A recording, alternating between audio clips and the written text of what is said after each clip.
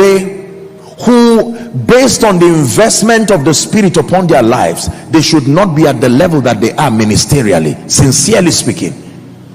There are worshipers today, music ministers, worshipers. There are people who serve in the body of Christ today. I've had the honor and privilege of meeting a few people, and I am amazed at how gifted these people are across boards. Whether it is in fashion, whether it is in politics, some of them are Christian comedians, some of them are, just gifted people, and you are wondering, how could someone be this gifted and remain at this level? I tell you, they have not found the power and the excellency of being connected and being blessed by association. I have seen people who have spent time with God in prayer and fasting to access certain levels of graces, and then others who came by sincere followership entered into that dimension of grace cheaply. An example: Elisha was never supposed to be a prophet. There was no prophecy about him being a prophet. Elisha was a farmer, probably trying to take care of his family. But he made up his mind that I may not know my way around my life and destiny, but this one thing I will do. I have found a man who seems to know what he's doing, and I will follow foolishly. The sons of the prophet were just there receiving lectures and arguing who would be the next prophet, and this one followed sincerely.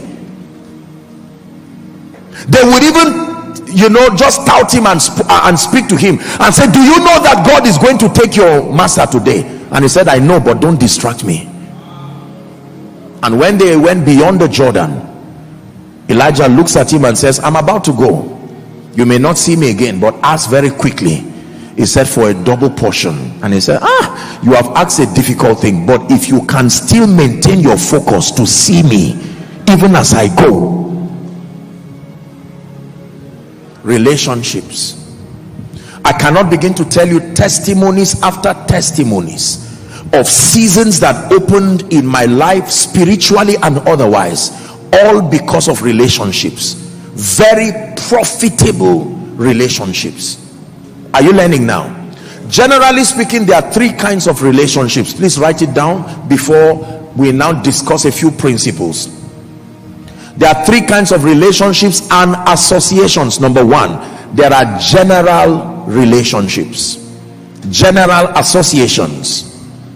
Every day you meet with people, every day you get to the bus station, you get to the office, you get to the bank, you get to a restaurant, you interact with people in the marketplace, and the Bible demands that you honor all men. There are general relationships.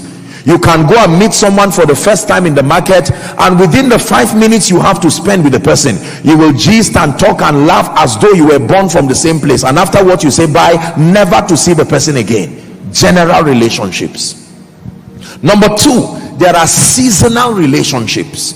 That means these are relationships that are so ordained for seasons, and the key to maximizing these relationships is to position yourself through discernment to know what you need to receive within the time allotted. Are we together now? For instance, there are some of us that God, on account of his desire to lift you, he will carry you and keep you in the house of an uncle, keep you in the house of an auntie, put you under the care of someone to train you. You will not be there forever, but that relationship was for a season, because in his mind he saw that that is the only atmosphere where you will learn character and discipline and diligence. You can spend your 6 years there complaining and saying my uncle is a wicked man, rather than discerning that time is ticking. I should learn quickly what I need to learn. The man you call a wicked man has never begged for bread. The man you call a wicked man is still with his wife. The man you call a wicked man prays in the morning and prays in the night. These are the things you should be learning. God took you from wherever. Oh Moses, he kept you in Pharaoh's house to learn something that you will need later on. Seasonal relationships. Many of you have aborted seasons of greatness in your life because you did not discern relationships that came in certain seasons, politically, ministerially, and so on and so forth. rather than discerning to say, why did God bring this person, this person? Some of you, God gave you jobs not because of the salaries. There was something and someone you needed to meet there, that after you had a 3-year time span to learn it, you spent 2 years complaining, and right now you have about 3 months left. You need grace to catch up quickly. Hear me. There are certain people God took to serve NYSC in regions they did not want. He kept them there to connect them to certain people so they could learn certain things. Every time you are a believer and you are in an uncomfortable environment, know that God allowed you there to see something. If you can look past the pain, and yes, I know that the woman did not treat you well when you are under her care, take your eyes away from her character flaws and learn something about motherhood, because the man you are about to marry, oh Esther, you are marrying Ahasuerus. You have to be trained so God can take you and keep you in an uncomfortable environment. But rather than learning, you are there complaining and say she bought clothes for the children and did not buy clothes for me. It's a stretching to build you. Listen carefully. Many of us have had to recycle seasons in our lives because we could not discern seasons. There is no great man I know who will be honest with you about the story of their life, and you cannot capture in that story times when they were kept in seemingly uncomfortable positions. The man who would later be the Matthias Stephen, did you know he started working in the welfare department? Imagine how much of an insult that would be to him. This guy was bubbling with anointing, wanting to be a man of God, and they say, oh yeah, serve the rice, serve this. Some of you, God will bring you to ministry, and while you are eyeing the pulpit, God will take you straight to the security department and keep you there. And yet in your dreams you are an apostle. It is a training. Don't think God will bring you to the pulpit to come and serve. No.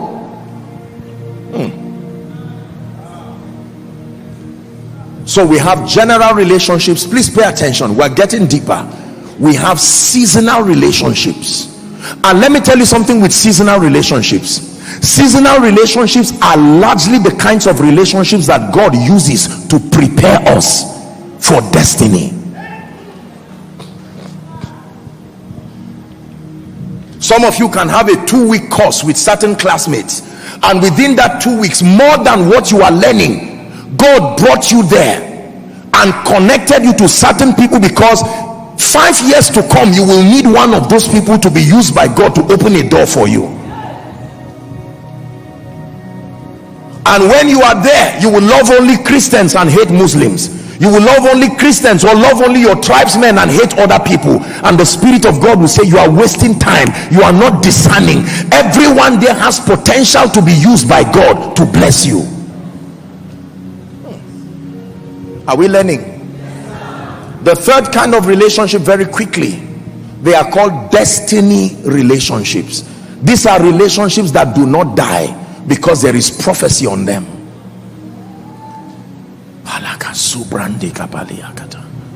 General relationships, seasonal relationships, and destiny relationships.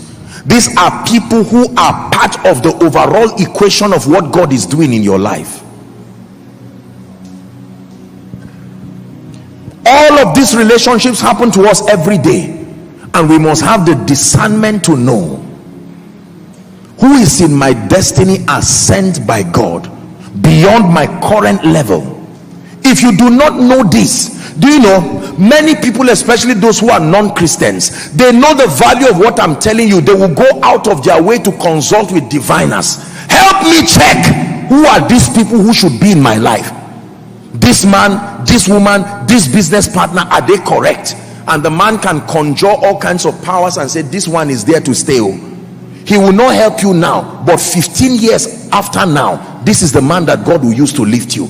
So they will maintain these relationships even when they don't make sense. The man will be a troublemaker for 11 years, and yet you will see the people carrying them like extra luggages. And sometimes you are tempted to say, can't you drive this driver? Send this man out of your house. Except that they understand that in the midst of all of this there is destiny. Can I tell you, there are people who there is no reason why they should be in your life now, and God will still say keep them, because their relevance is not yet now. If you have the discernment to be patient, the next 20 years of your life can be secured. Yes, sir. I wish I were lying to you. I would have just said sorry, but what I'm saying is so true. If you ignore what I'm saying, you may spend the rest of your life paying the price. Have you seen people that you once knew, and at the time you knew them, there was an opportunity and you knew there was something in your spirit, there was a call for genuine connection, you ignored them either because they had appearances that were not appealing. Welcome to 10 years later of your life, and you find them at the cutting edge of influence, and now you're biting your fingers and wondering, why didn't I say good morning that day? Good morning that day would have equaled an estate today. Are we together? Yeah. In my life, let me tell you sincerely, there are people who have been very nice and kind to me in times past, and sometimes I sit down and I'm meditating, and the Lord just brings in their images and brings in things, and I sit down and say, it's been such a long time. I could call, make calls and say, find out for me about this person. How is he or how is she? How are they doing? And in all honesty, sometimes God just put things in my heart, and I just say, let me surprise this family and do something for them. And they are amazed. Sometimes they call and they are crying and they are saying, Apostle, you mean you could remember us? Your God bless you of yesterday, your helping someone lift a Bible yesterday can be equivalent to the job of your 5 children. You may not know. There are people today, the only bad thing that will happen to them in their life is hellfire, but as far as this earth is concerned, they will never suffer on earth again, because they have stretched like an octopus. They have mastered relationships and put together systems and structures that immune them from failure. Perhaps the only place they may have missed it is not acknowledging the lordship of Jesus, but as far as the earth is concerned, they have sorted their destinies. Every time they make calls, there are memories of their investments in the lives of too many people for them to be ignored. Like Gideon, they will make one call and 32,000 people will come and say, we remember in 1971 you treated us well. What do you want? My son is not able to get to the university. My son is not getting a visa. When I'm the ambassador, bring the passport. They said that there's something, he didn't spell his name well. I will correct it myself. Let me tell you, suffering is relative. Don't generalize it. There are people who were wise enough to say, I can't suffer now and suffer later. So while they were going through the constraints of today, they said, I may not have had the privilege to be educated. I may not have had the privilege to come from a family whose status is noteworthy, but now I will use this opportunity. Can I tell you, there are cleaners today who have become billionaires because they honored their way through cleaning into wisdom that blessed them. And those who were raised in the same house, who trivialized the opportunities, did not learn anything. There are men of God today who, when they started ministry, they didn't even know they would be men of God. They started maybe as secretaries, they started maybe as cleaners, and every time they would go and watch the man of God pray 3 hours, because you are the one who cleans his room, you have that access to see his personal life. Wow, so this is how this man prays. You now go and start doing your own small prayer too, and one day fire falls on your head from a cleaner. He brings you as an apostle. Are you learning something tonight? Yes, sir. Most of you, the reason, and I'm saying this sincerely from my heart, many of us today, God gave us a chance for a beautiful and a great destiny. We lost it out of lack of discernment. But thank God you are in church. There are many angry people today who keep looking at great people caught across different areas. I used to know this man. Today he is the chairman board of so and so, and he can't even remember me. Question: what investment did you make? You can't just show up in people's destinies and say, remember me. No.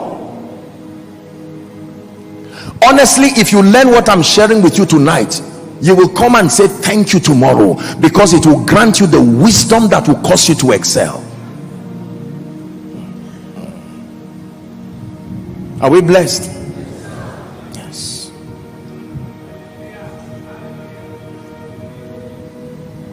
There are people today, in their old age, they may not even have any, respectfully speaking, they may not have any responsible children, but they will never beg for bread, because in their days of youth they were mothers to too many people for them to beg for bread. The ones taking care of them today are not even their biological children, because of someone who stayed, maybe when he was on IT as a student, he stayed in their house and mama treated that person as though it was their own child. And you see the boy with his 200 naira cloth and his torn shirt. He vowed that one day you will laugh because of me. 10 years later, he comes with a car, he comes with a house, he comes with a trip, a vacation trip, and people say this is too much. He said, no, if she could see that glory in me 10 years ago, then I will invest in her life for the remaining part of my life. Make reference to my teachings, the law of seasons. Please, if you are yet to listen to it, go ahead and listen to it. The mystery of Pharaoh's dream, the law of seasons. You can find it on our YouTube page, Koinonia Global.